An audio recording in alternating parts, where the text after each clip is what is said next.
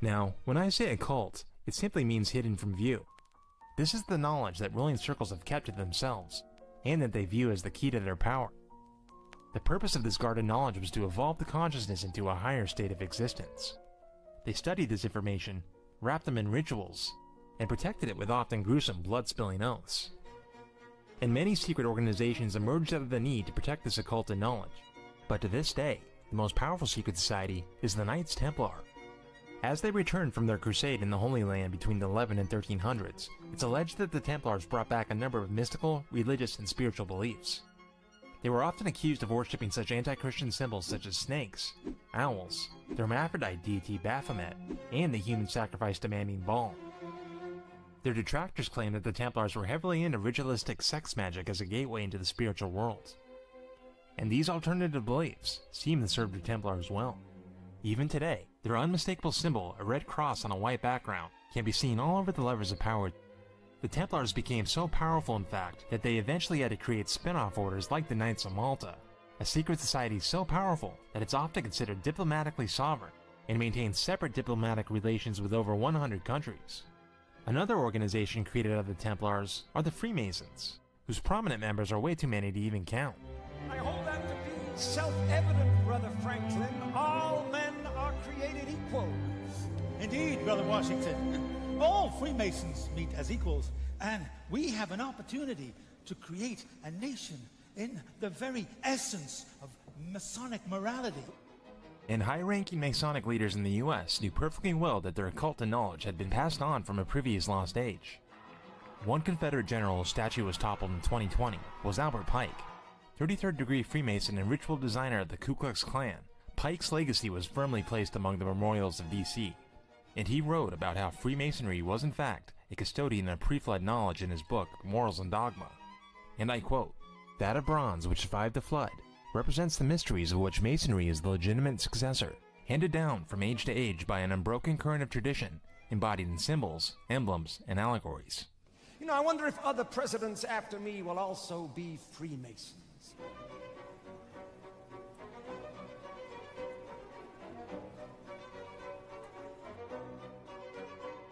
Many are initiated into these mysteries by bloodline. However, to recruit enough lackeys to keep this power structure in place, the bloodline elite often find it necessary to bring in and indoctrinate talented individuals among the privileged class into at least some aspects of this knowledge. And what better place to do this than the seemingly tranquil and esteemed institutions of academia, where a very old and entrenched network of secret societies work to serve the long-term goals of this elite. Swearing allegiance to these secret societies puts its young members on the fast track to success in leadership positions for life, and despite a public front of philanthropy and goodwill, they are steeped in occult mysticism. Skull and Bones. Accept or reject. Of course, the most well-known is Yale's Skull and Bones. Its membership includes George W., his dad George Bush Sr., and his daddy Prescott, also John Kerry, conservative commentator William F. Buckley, a high number of Yale presidents, several high-ranking members of the CIA, and even actor Paul Giamatti. But this is just a small sample of their successful former members. And if you are a member, you're strictly forbidden from discussing your membership with anyone outside the organization. You were both in Skull and Bones, the secret society. It's so secret we can't talk about it. What does that mean for America? Both were members of Skull and Bones, a secret society at Yale. What does that tell us? Not much, because it's a secret. And perhaps for good reason. If the public knew the details of their rituals, they'd be appalled. What you're hearing is the first recording ever made of the Skull and Bones initiation ceremony. And what did you hear? What was it you know? You managed to get this unique it was access to it. disgusting. It was gross. I mean, they were pretending to murder people. And What was the tone of it, though? Was it jokey or was it vicious. quite... No, it wasn't jokey at all. It was sick. It's about the only way I can describe it. It was sick. Skull and Bones is the most well-known secret society, but they're just the tip of the iceberg. There are over 40 secret societies just in Yale alone, and hundreds more nationwide. Many looking like they belong in Harry Potter, and often steeped in dark and satanic symbolism.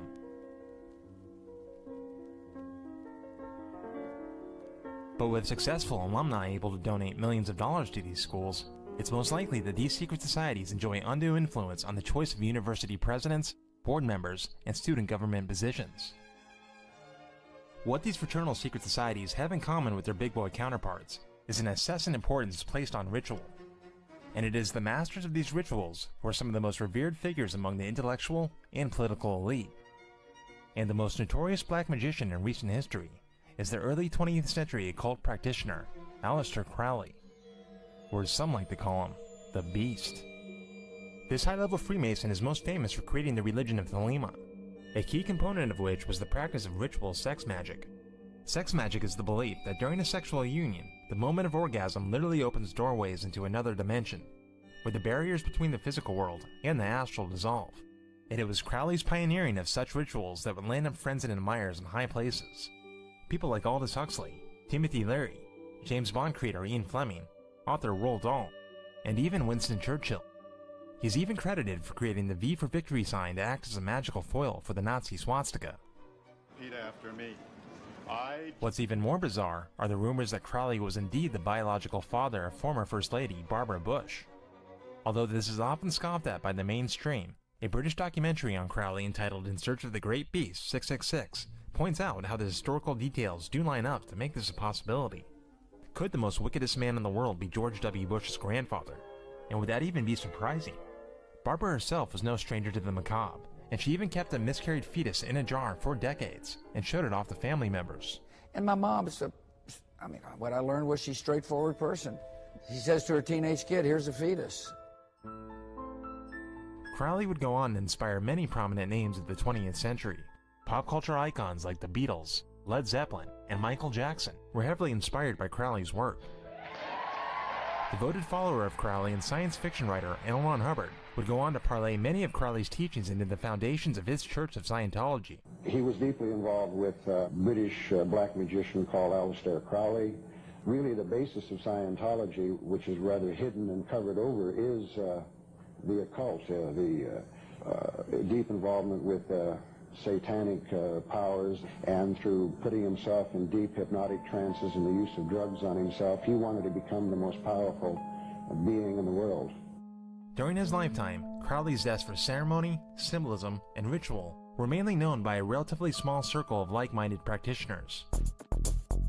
However, the culted powers of today, those who occupy high positions in politics, finance, and entertainment, have become ever more bold in touting these very ancient secrets in plain sight, even incorporating them in many areas of everyday life, oftentimes with the casual observer never catching on.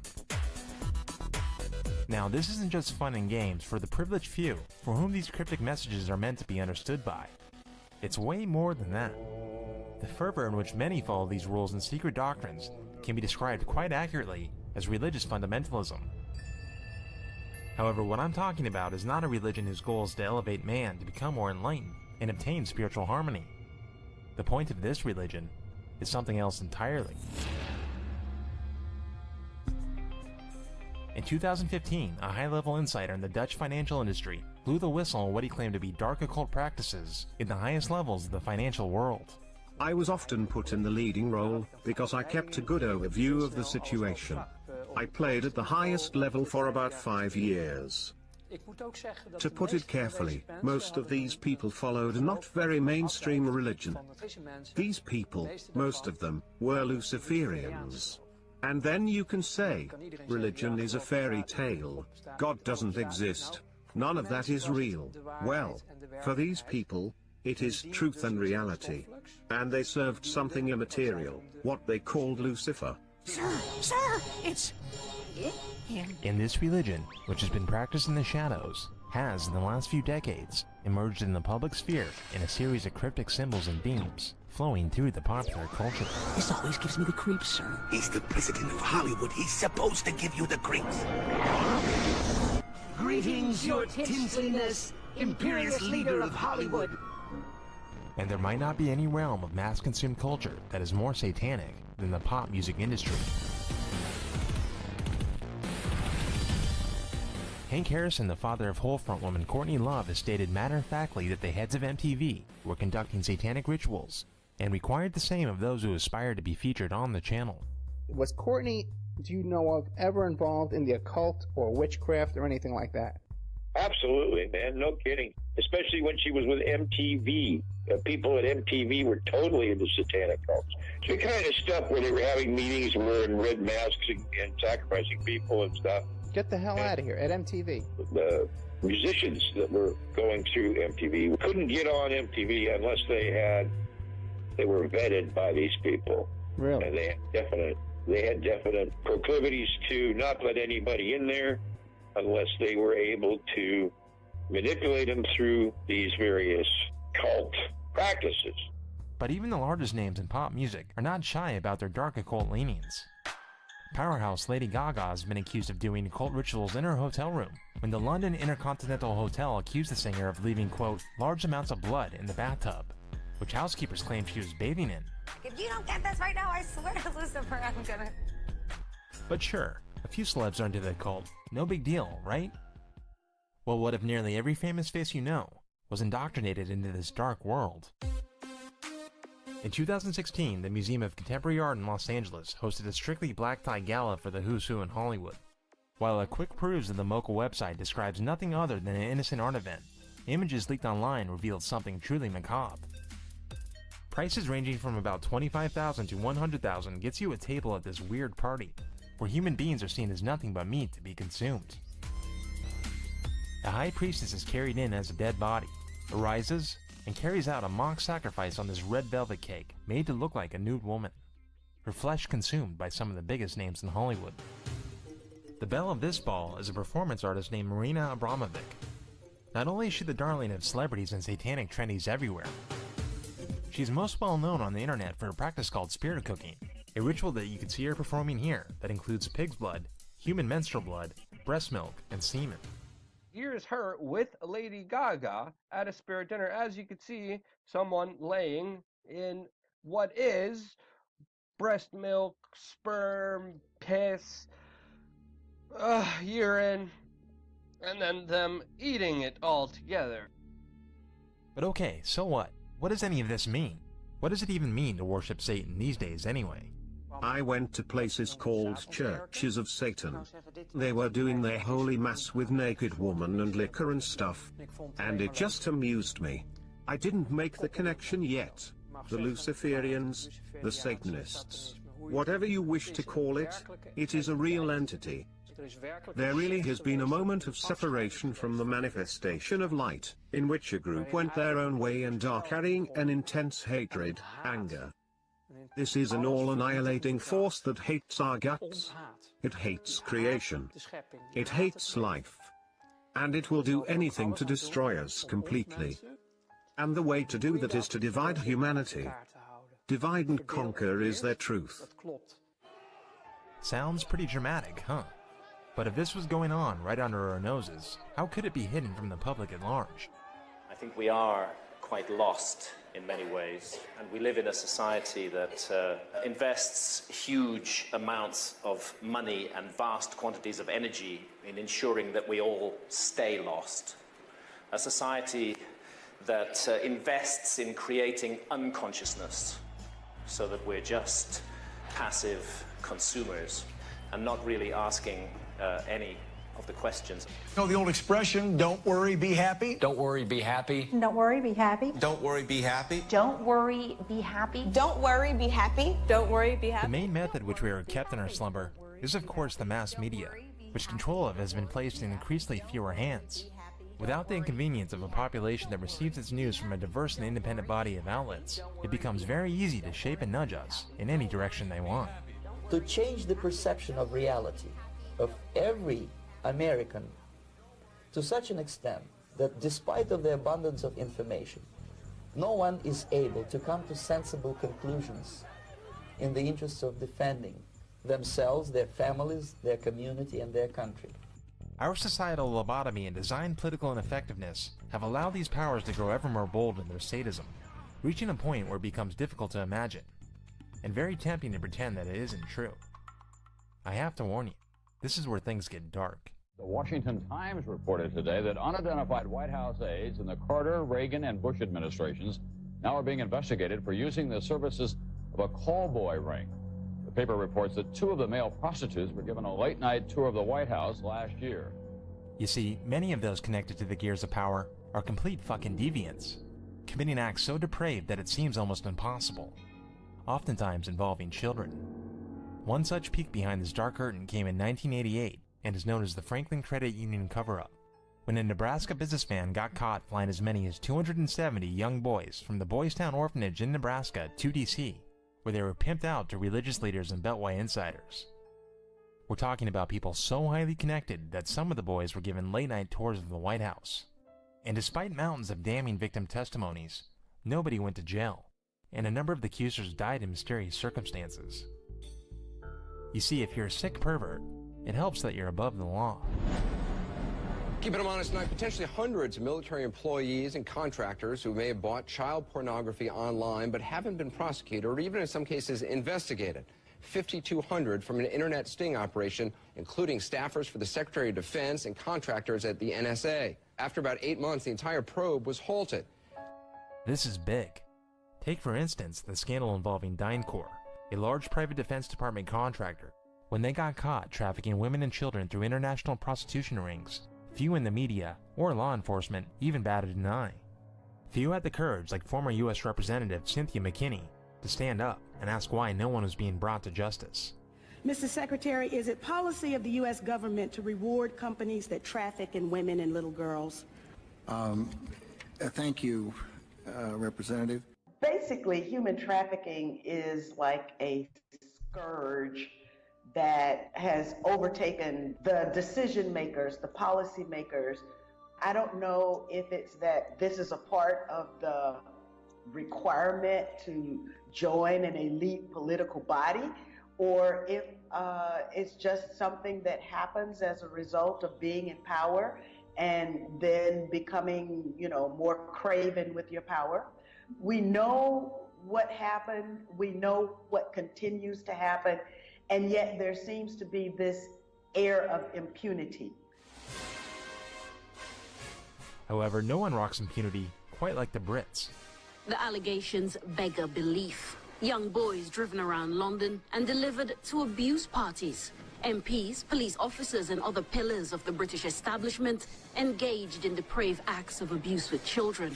And now the latest shocking claim. At least 3 murders linked to a network of VIP perverts. Okay, another edition of Top of the Pops. And the most prolific serial rapist of all time was famed UK TV presenter and close friend of Prince Charles, Jimmy Savile, whose victims number in the hundreds. The numbers are bewildering. 450 people have come forward. 328 were children at the time. 214 crimes have been reported, 34 rapes. The youngest victim was 8. And on it goes. Hundreds must have known something. Here we go.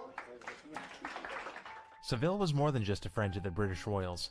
In fact, him and Prince Charles were such close friends that he would deliver personal messages between Charles and Diana as their marriage was failing. It's believed that Savile was brought into the royal inner circle by Lord Mountbatten, who himself had his own sex scandal involving the children's home in Belfast, known as the Concordia scandal. But there's seemingly no end to the stories involving high-level Brits and the sexual exploitation of children. And one of the most appalling descriptions of this ultra-wealthy UK sex abuse cult comes from 15-year-old survivor Teresa, who was pimped out by her own grandmother since she was a young child. According to Teresa, the worst rituals took place at a house, somewhere in the country. It was big, expensive. From the front, it looked like a castle. It had a long drive and big double wooden doors. Do you think they were rich people then? Very rich. And sex abuse wasn't the only terrible thing she had to endure. And then a sacrifice would happen. The sacrifice? Were these animal sacrifices? Animals and people. There was a tramp who was brought in once, and he was killed. He was cut from his throat down to his stomach. I ate him, or bits of him. When the former bassist for the band The Scorpions, Ralph Reicherman, was confronted by the TV show TMZ, he too described attending something similar. The one time I've seen them really bad. Was it like a donkey show, or?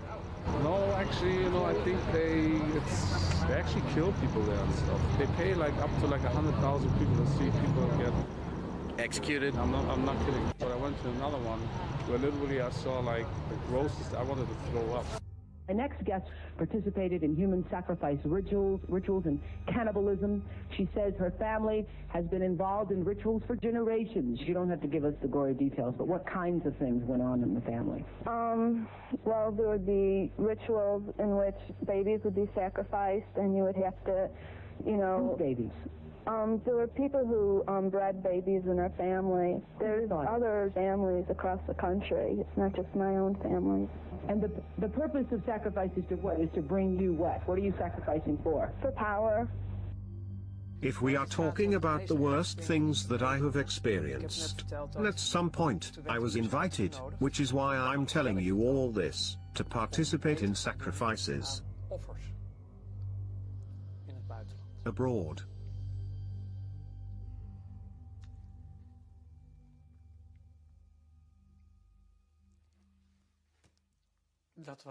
That was the breaking point. Children. During these ceremonies, was Satan, the devil, ever referred to? He was called Lucifer. What did they say about the devil, about Lucifer? That killing the people made him happy. It all seems so crazy and over the top. Could Teresa's claims be the product of some psychotic illness? Or an overly active imagination? Do you believe Teresa's story? I believe Teresa's story. It's exactly the same story as I've heard from men who says they've done it. How do those children able to describe rituals, to talk about ceremonies, to talk about sacrificing animals? How do those children know? In fact, Teresa's experience isn't rare. Although this will never show up on the front page of any publicly traded media operation, there's a never-ending stream of victims who have come out and documented their experiences with wealthy satanic ritual abuse cults. And the fact that they're even able to recount their stories makes them the lucky ones. If you Google this, you'll find enough worldwide witness accounts to know this isn't a Walt Disney fairy tale. Unfortunately, the truth is that worldwide they have been doing this for thousands of years. The psychopathic taste for human fear, suffering, and lording the power of life and death over their helpless victims is just part of the reason why this goes on. But it also goes deeper. These black magic elite wholeheartedly believe that, if done in the correct ritual context, that certain kinds of sacrifices will literally summon what can only be described as, well, demons. Yeah, that's where we're going with this. And your personal feelings on whether demons actually exist are not what's important. My point is that the black magic elite unquestionably believe that much of their power comes from these entities, which they led into this world through ritual and sacrifice. And they come from far outside the realm of what we consider known reality.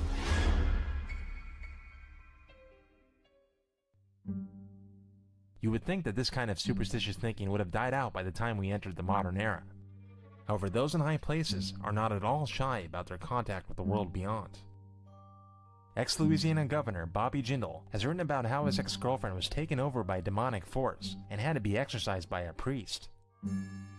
Former South Korean President Park Geun-hye, who was ousted from power and jailed in 2016 on numerous accusations of corruption and belonging to a satanic cult, also admitted to channeling spirits on leaked emails and believed that they had, quote, complete control over her body and soul.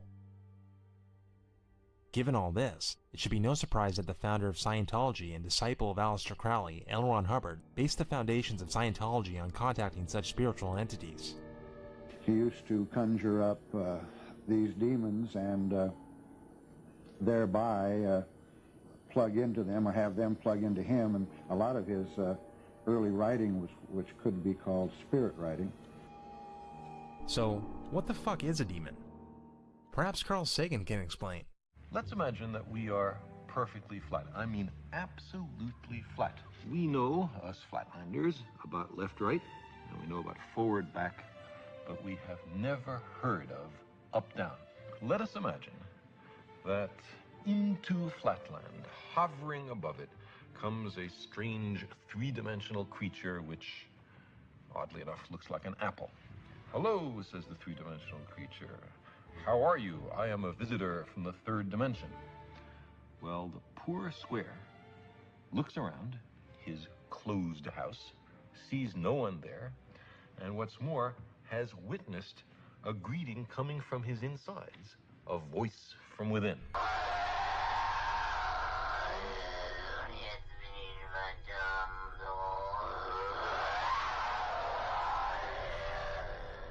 In fact, there have been many well-documented cases of what can best be described as textbook demonic possession. While this is the stuff of fantasy for most of us, the Catholic Church takes it very seriously, and in some cases exorcisms were performed by a trained priest, even though the subject remains largely taboo. But what if the highest official in the Catholic faith was caught performing one?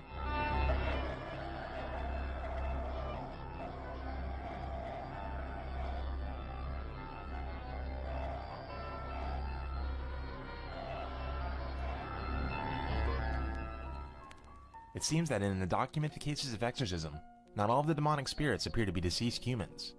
Instead, they seem to come from somewhere else, altogether, and most of the time with not very nice intentions. But those who have been spiritually initiated surely wouldn't worship at the altar of these entities if they weren't getting something in return. Perhaps a demonic possession could give you near superhuman powers, along with the stamina, charisma, and talent needed to become a modern-day idol. Sasha is my alter ego. Kind of the first time I felt something else come into me, and you know, she can do things that I cannot do when I'm in rehearsal. I mean, I can try, but then it just doesn't happen. I guess I wouldn't be very entertaining on the stage. So Sasha comes out, and she's fearless. However, an even more likely entertainer who receives interdimensional help would be Lady Gaga. Why? Maybe it's because she needs someone to watch over her at night to protect her from demons. Gaga's been having a recurring nightmare about the devil. Now, Gaga explained the dream is about a phantom taking her into a room where there's a blonde girl with ropes tied to her limbs, pulling her apart. How creepy is that? Well, we certainly hope it's getting better. The dream was so terrifying, I thought somehow a devil force was trying to take hold of me, a darkness. I guess I see devil and darkness as the same thing. Nicki Minaj, too, has an unwelcome visitor by the name of Roman. Roman is a crazy boy who lives in me, and he says the things that I don't want to say. I think he was born out of rage. He was conceived in rage. That must be nice to have like an ignorant loudmouth who you can just sort of blame every... He wants to be blamed. I don't want to blame him. I ask him to leave, but he can't. He's here for a reason. People have brought him out. People conjured him up. Now he won't leave.